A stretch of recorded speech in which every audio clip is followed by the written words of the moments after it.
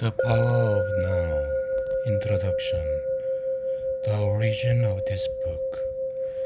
I have little use for the past and rarely think about it. However, I would briefly like to tell you how I came to be a spiritual teacher.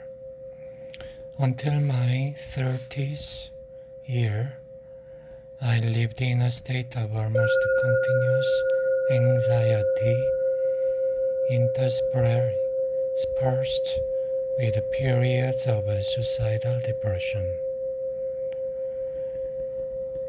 It feels now as if I am talking about some past lifetime. One night, not long after my 29th birthday, I woke up in the early hours with a feeling of absolute dread. I had woken up with such a feeling many times before, but this time it was more intense. The silence of the night, the vague outlines of the furnitures, the distant noise, everything felt so alien, so hostile, and so utterly meaningless that it created in me a deep loathing of the world. The most loathsome thing of all was my own experience, was my own existence. What was the point in continuing to live? Why carry on with this continuous struggle? I could feel that a deep longing for annihilation, for non-existence, was now becoming much stronger. I cannot live with myself any longer. This was the thought that kept repeating in my mind. Then suddenly I became aware of what a peculiar thought it was. Am I one or two? If I cannot live with myself, there must be two of me, the I and the self that I cannot live with. Maybe, I thought, only one of them is real. I was so stunned by this strange realization that my mind stopped. I was conscious, but there were no more thoughts. Then I felt drawn into what seemed like a vortex of energy. It was a slow movement at first, and then accelerated. I was gripped by an intense fear, and my body started to shake. I heard the words, "Resist nothing," as if spoken inside my chest. I could feel myself being sucked into a void. It felt as if the void was inside myself. Suddenly, there was no more fear, and I let myself fall into that void. I have no recollection of what happened after that. I was awakened by a chirping of a bird. I had never heard such a sound before. My eyes were still closed, and I saw the image of a precious diamond. Yes, if a diamond could make a sound, this is what it would be like. I opened my eyes. The first light of dawn was filtering through the curtains. Without any thought, I felt I knew that there is infinitely more to the light than we realize. That soft luminosity filtering through the curtains was love itself. Tears came into my eyes. I got up and walked around the room. I recognized the room, and yet I knew that I had never truly seen it before. Everything was fresh and pristine, as if it had just come into existence. I picked up things, an empty bottle, marveling at the beauty and aliveness of it. That day I walked around the city in utter amazement at the miracle of life on earth, as if I had just been born into this world. For the next 5 months, I lived in a state of uninterrupted deep peace and bliss. After that, it diminished somewhat in intensity, or perhaps it just seemed to be because it became my natural state. I could still function in the world, although I realized that nothing I ever did could possibly add anything to what I already had. I knew that something profoundly significant had happened to me, but I didn't understand it at all. It wasn't until several years later, after I had read spiritual texts and spent time with spiritual teachers, that I realized that what everybody was looking for had already happened to me. I understood that the intense pressure of suffering that night must have forced my consciousness to withdraw from its identification with the unhappy and deeply fearful self, which is ultimately a fiction of the mind. This withdrawal must have been so complete that this fierce, suffering self immediately collapsed, just as if a plug had been pulled out of an inflatable toy. What was left then was my true nature, as the ever-present I am, consciousness in its pure state prior to identification with form. Later, I also learned to go into that inner timeless and deathless realm that I had originally perceived as a void and remained fully conscious. I dwelt in states of such indescribable bliss and sacredness that even the original experience I just described pales in comparison. A time came when I was left with nothing on the physical plane. I had no relationship, no job, no home, no socially defined identity. I spent almost 2 years sitting on park benches in a state of intense joy. But even the most beautiful experience come and go.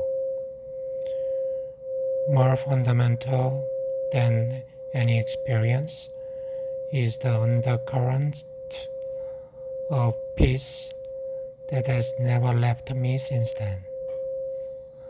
Sometimes it is very strong, almost palpable, and others can feel it too.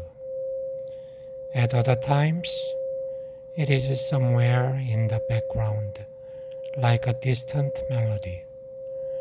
Later, people would occasionally come up to me and say, "I want what you have. Can you give it to me or show me how to get it?" And I say, "You have it already. You just can't feel it because your mind is making noises." That answer later grew into the book that you are holding in your hands. Before I knew it, I had an external identity again. I had become a spiritual teacher. The truth that is within you.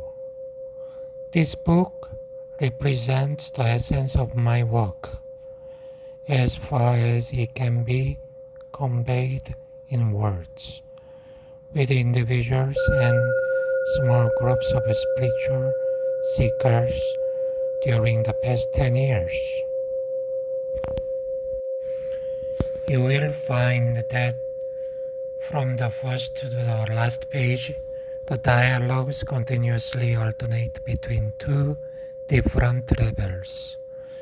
On one level, I draw your attention to what is fierce in you.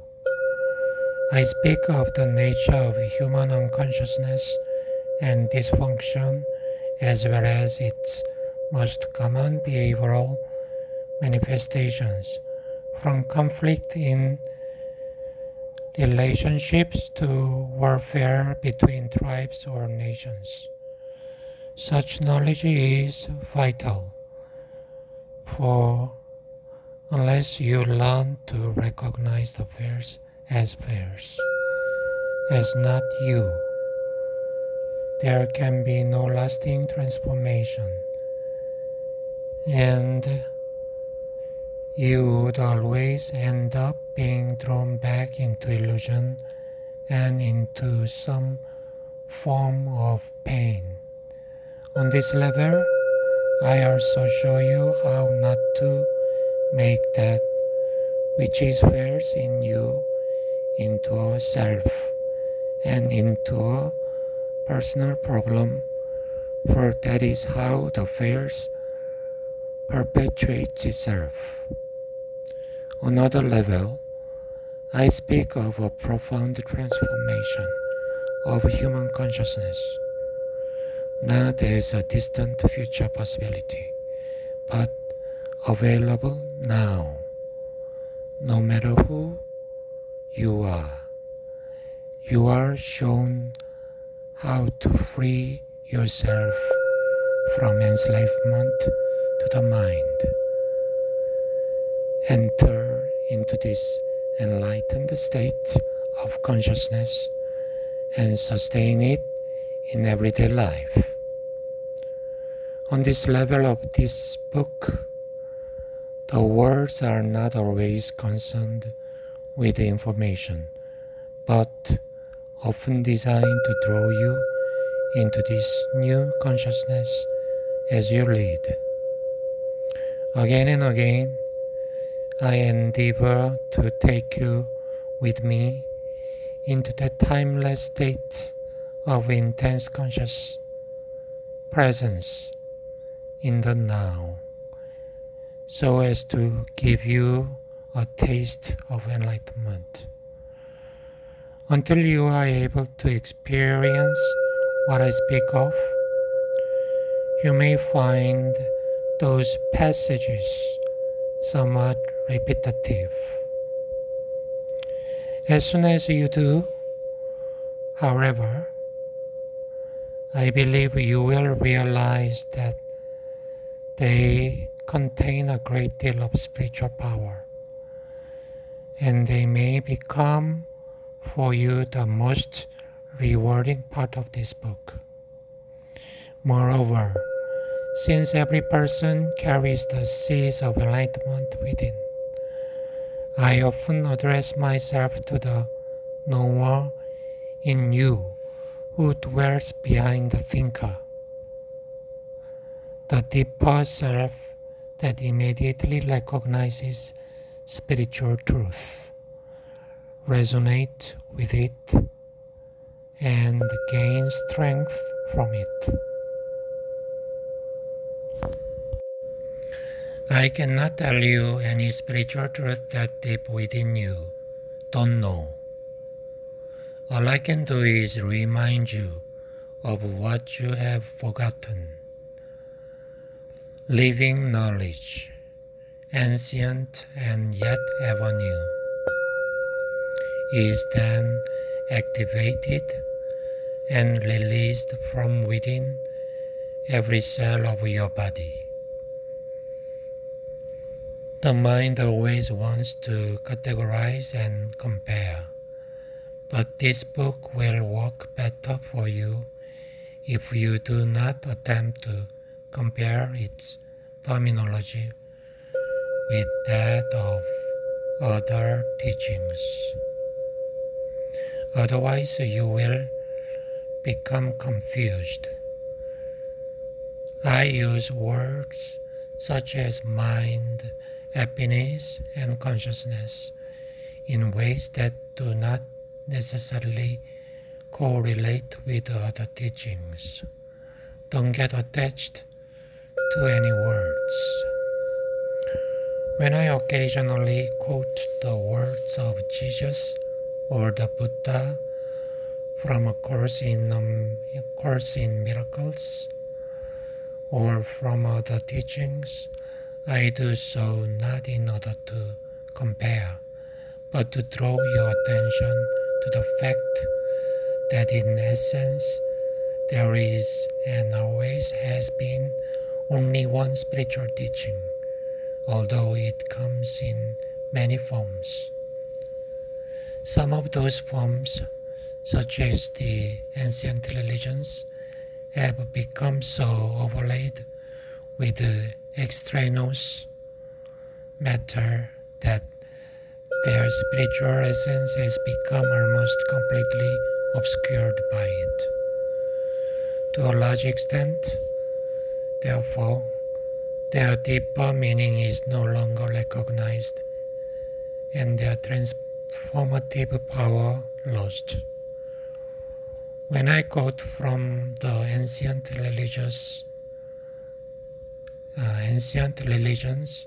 or other teachings, it is to reveal their deeper meaning and thereby restore their transformative power, particularly for those readers who are followers of these religions or teachings. I say to them, there is no need to go elsewhere for the truth. Let me show you how to go more deeply into what you already have. Mostly, however, I have endeavored to use terminology that is as neutral as possible in order to reach a wide range of people. This book can be seen as a restatement for our time of that one timeless spiritual teaching, the essence of all religions. It is not derived from external sources, but from the one true source within. So it contains no theory or speculation. I speak from inner experience, and if at times I speak forcefully, it is to cut through heavy layers of mental resistance and to reach that place within you where you already know, just as I know, and where the truth is recognized when it is heard. There is then a feeling of exaltation and heightened aliveness as something within you say, yes, I know this is true.